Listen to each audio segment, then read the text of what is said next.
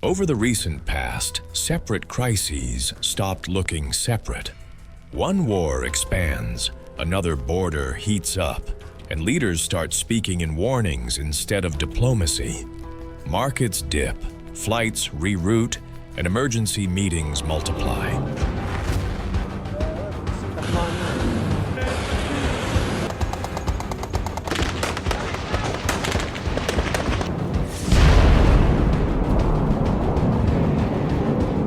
Today, we're breaking down 7 times the world came dangerously close to World War III.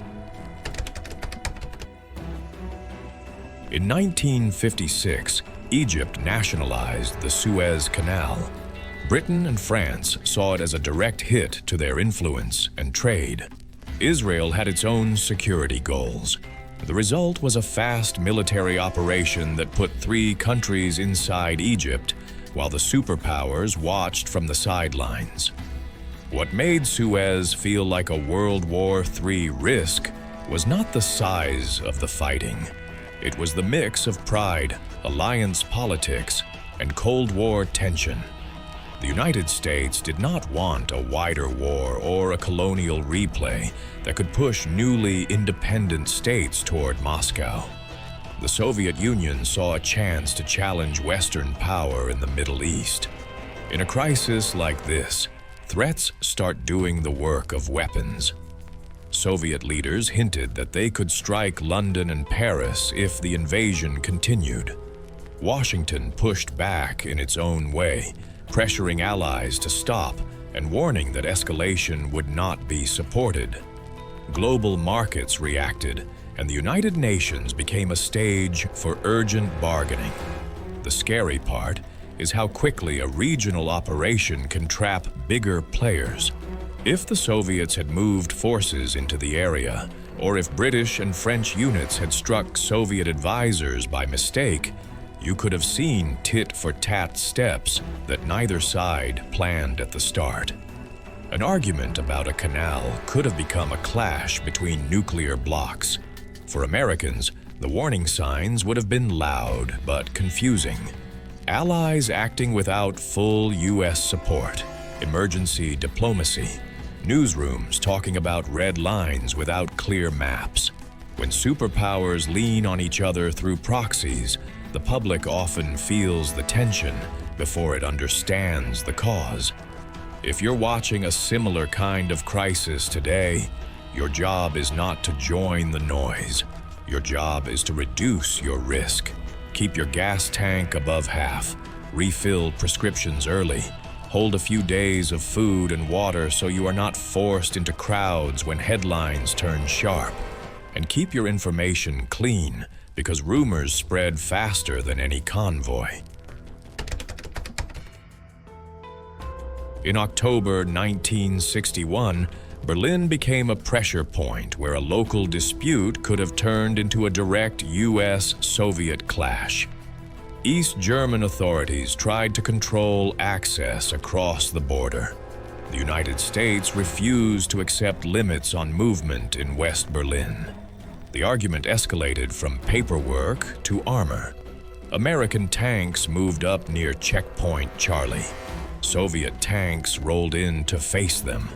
For hours, they sat close enough that any nervous twitch, any misread hand signal, any single round could have started a cycle neither side could easily stop. The crews could not see the full picture. They could only see the other gun barrel. This is what too close looks like in real life. Not speeches, not dramatic music. 2 trained crews, engines running, weapons ready, waiting on orders that might arrive late or not at all. In that moment, the weakest link is not the steel. It is the human brain under stress, trying to guess intent from silence. Civilians in Berlin lived under the weight of it. Streets tensed. People listened for sirens that never came. In the United States, families followed radio bulletins and felt a steady fear that a city most Americans had never visited could still decide their future. The world's biggest decisions can hinge on the smallest access dispute. The standoff ended because leadership on both sides chose a slow step back. That detail matters. It shows that even when hardware is pointed at hardware, diplomacy can still work if it arrives in time. If a modern standoff like this builds, you plan like a grown-up. Do not assume leaders will cool down on schedule. Keep copies of key documents. Set a family check-in plan if the networks jam. Avoid last-second travel near hotspots. And accept a hard truth. Sometimes the world stays safe because someone chooses patience, not because systems are perfect. In October 1962, the United States discovered Soviet nuclear missiles in Cuba. The distance mattered. These were not theoretical weapons across an ocean. They were close enough to shrink decision time and raise the chance of panic on both sides. Washington demanded removal and announced a naval quarantine. Moscow refused to back down immediately. Forces on both sides rose in readiness. The key danger was that the crisis had many moving parts, and any one of them could have snapped. Back channels existed, but communication was slow, and trust was thin. A Soviet ship refusing to stop could have triggered gunfire at sea. A U.S. aircraft being shot down could have forced immediate retaliation. A local commander, seeing only a small slice of the picture, could have acted to protect his unit and accidentally started a chain reaction. Even a misread radar or a bad report from the field could have pushed leaders into the wrong decision window. For Americans, this was not abstract. It was daily life under a cloud. Schools practiced drills. Families listened to speeches and tried to read between the lines. People stocked supplies, then argued with neighbors about whether stocking supplies was smart or shameful. Many households realized they did not know their own plan. If you live through a fast-moving crisis, your advantage is pace and order. Verify what you hear. Pick 2 trusted update channels and ignore the rest. Prepare to stay home for a few days without needing a store run. Keep your car keys, shoes, and a basic first aid kit in one place. If you have kids, practice calm movement in an interior room instead of loud, scary talk. The goal is not to predict the next move.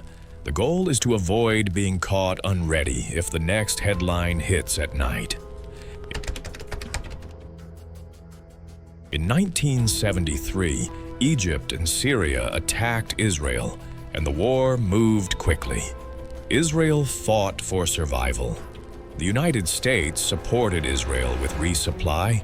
The Soviet Union supported Arab partners.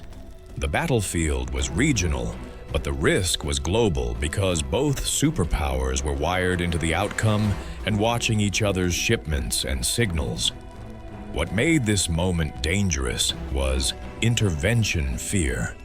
When one side starts losing badly, outside powers face a brutal choice: accept defeat for an ally or step in and risk a direct collision. U.S. leaders believed the Soviets might move forces to shape the endgame. Washington responded by raising readiness as a warning signal. In that era, that kind of signal could be read as preparation for a wider fight, even if the intent was deterrence. Now add the home front effect.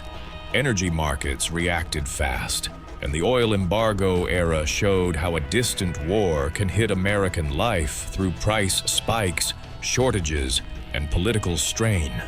That is what escalation looks like for ordinary people.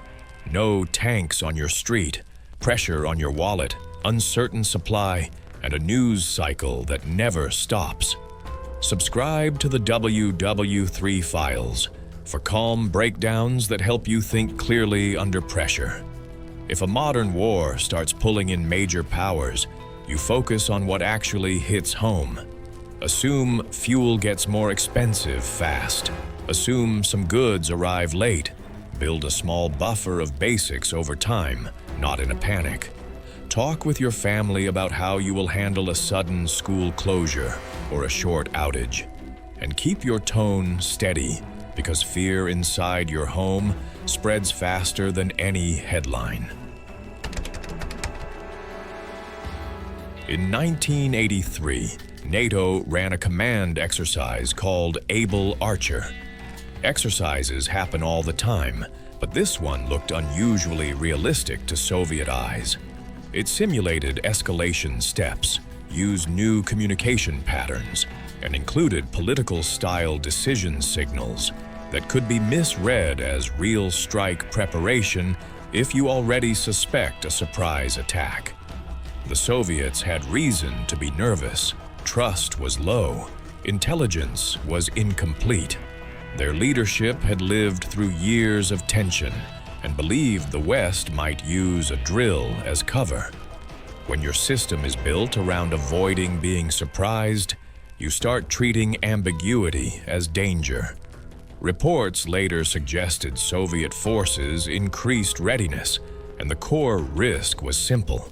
Both sides might have been acting defensively, yet each move could be read as offensive by the other. This is how miscalculation grows. One side raises readiness to say, "Do not intervene." The other side reads it as an attack is coming. Then both sides feel forced to move faster, because being late feels deadly. That spiral is quiet, and it can happen without a single shot. For civilians, these moments are strange. You might not see anything obvious. Maybe unusual flights, maybe leaders are canceling travel, maybe a sharper tone in briefings. The problem is that you cannot tell from the outside whether a crisis is routine or brittle. So your survival posture is boring on purpose. Keep your household basics steady. Top up medicines and batteries. Have a way to hear local alerts if cell service is jammed. Decide where your family meets if commuting routes shut down. Limit doom scrolling. Your calm is the one resource you can always carry. In 1999, India and Pakistan fought the Kargil conflict in the mountains of Kashmir. It was limited in geography, but not limited in meaning, because both countries had nuclear weapons. That fact changes how leaders, militaries, and publics feel every strike and every loss. In a non-nuclear war, a leader can sometimes absorb setbacks and keep bargaining. In a nuclear environment, leaders worry that humiliation invites more pressure. That can create a temptation to widen the fight, hit back harder, or prove resolve, even when the smarter move is restraint. Kargil also happened in difficult terrain where small misreads can spread fast. Public anger matters too. When soldiers die, emotions rise, and politicians face demands to finish it. That is where thresholds get tested, not in abstract papers, but in the heat of grief and pride. At the same time, outside powers push for de-escalation, because nobody wants a regional clash to cross a nuclear line. For people living far away, you could see the risk through headlines about mobilization, air activity, and non-stop diplomatic calls. For people in the region, it meant real danger, displacement, and the fear that a limited fight could widen. If you are watching a modern border clash between nuclear states, prepare for spillover effects, even if you are nowhere near the border. Flights reroute, markets shake, supply chains tighten, keep essentials topped up, keep important papers secure, and do not spread unverified claims that can add to panic or hatred. In a crisis, information can injure people faster than weapons. The Russia-Ukraine war is the clearest modern example of how a large conventional conflict can sit close to a global tripwire. It is in Europe. It involves a nuclear-armed state. It runs near NATO borders. And it has created repeated moments where one wrong step could have widened the fight. The risk is not that Russian tanks roll into Ohio. The risk is miscalculation around NATO territory, especially when missiles, drones, and air defenses are active. A strike that lands across a border, a downed aircraft, a cyber attack that hits civilian infrastructure in a NATO member. Any of these can trigger pressure for a response before facts are fully known. Even when accidents are later confirmed, those first hours are where the danger lives. There is also a steady nuclear shadow. When leaders talk about deterrence and red lines, they are shaping the choices of everyone else in the room. That language is meant to prevent escalation, but it can also trap people into positions where backing down feels like surrender. Add energy, food, and shipping shocks, and you get social stress far from the front. For Americans, the war shows up as price shock, political tension, and constant information noise. You see warnings about cyber risk, energy supply, and military posture. You watch allies coordinate while trying not to stumble, and you see how quickly one incident can dominate the whole news cycle. Your practical response is not complicated. Avoid financial fragility where you can. Keep enough supplies to ride out short disruptions without stress.